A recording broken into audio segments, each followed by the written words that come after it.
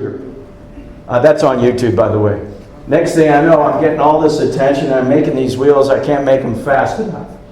As an engineer, I'm going back and I'm realizing what I need to do is take records and record everything and figure this out. So this is the very first steering wheel that I tried, serial number 35. And I did it in October. Now remember, the Indy 500 is in May. That's how long it took me to figure out maybe I should try this. So I made this wheel, and I ran an on-ramp that I knew like the palm of my hand in a BMW Hartke H3. Quick ratio steering, 3 turns lock to lock, 7 degrees of caster. And I knew what the feedback was. And as I put the car into the turn, all of a sudden I'm getting information from the steering wheel that I never felt before.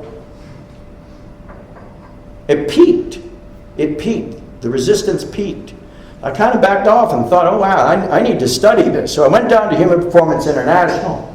And Ayrton Senna actually sat in this same test unit that they did for checking lock and force and so forth. And we started analyzing the data. And so now I'm starting to get some numbers related to this.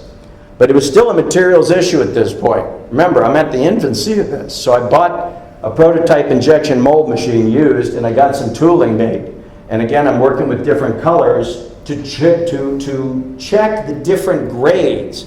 Because what really matters when you're talking about hand grips is the stick-slip characteristics. And what I mean by that is, when you're grabbing hold of the steering wheel, you want it to stick. But when you want to relax your grip and slide it, you want it to slip. So it can't be too tacky. And so I started playing with materials, and man, I'll tell you, I was in that my little shop there for months. This is before the internet. Buying packets of material, people were sending me samples, mixing until I finally stumbled on this formula, which gave me the ideal stick-slip characteristics. And then I solved the reliability issue of plastic welding strips all the way around the steering wheel by extruding it now in 4-inch width materials, which allows me to capture the steering wheel as opposed to surface mount. That was probably the biggest advance, I would say, in the early stages.